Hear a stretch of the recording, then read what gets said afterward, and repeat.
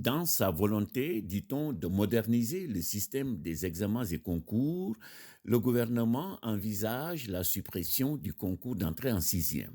Les tenants du pouvoir estiment que ce concours limite l'accès au secondaire et contribue au décrochage précoce des élèves.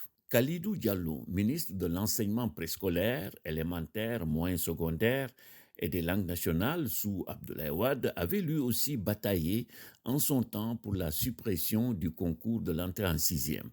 Lors de l'examen du projet de budget de son ministère en 2011, il avait tenu ses propos pour expliquer les raisons qui ont poussé le gouvernement à poser le débat de la suppression de ce concours. Le Sénégal, avait-il dit, a voté une loi d'obligation de l'enseignement élémentaire de 10 ans. Aujourd'hui, pour tous les pays du monde, c'est l'obligation de 10 ans. Tous les pays anglophones de l'Afrique l'appliquent, même notre voisin, le Mali, l'applique. Pour lui, la suppression de l'entrée en sixième serait, je cite, un problème de justice.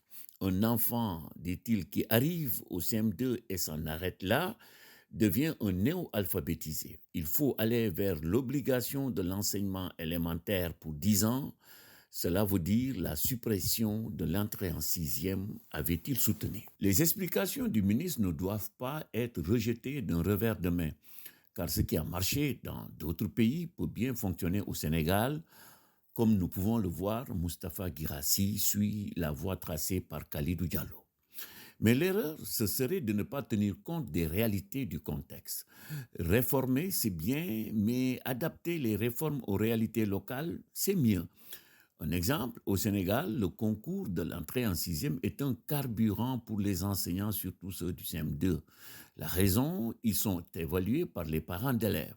En effet, si un maître n'obtient pas de bons résultats, c'est-à-dire si la majorité de ses élèves ne réussit pas, il est vite indexé comme un incompétent. Très certainement, c'est la raison pour laquelle les enseignants des CM2 ne comptent pas les heures qu'ils passent dans les classes pour encadrer leurs élèves, faire des recherches, mais aussi trouver des méthodes qui permettent à leurs apprenants de réussir massivement au concours de l'entrée en sixième. C'est l'image même, la crédibilité de l'école qui se joue avec l'entrée en sixième. Car si le maître de CM2 est directement visé quand l'école ne fait pas un bon résultat, nous pouvons dire que la responsabilité de l'échec est partagée par l'ensemble de l'équipe pédagogique, car le niveau d'un candidat à l'entrée en sixième peut être considéré comme le résultat du travail de l'ensemble des enseignants qui ont contribué à sa formation pendant les 6 années du cycle élémentaire.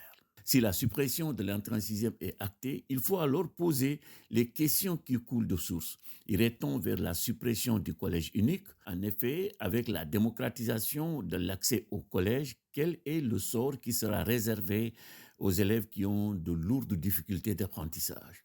Dieu sait qu'ils seront nombreux.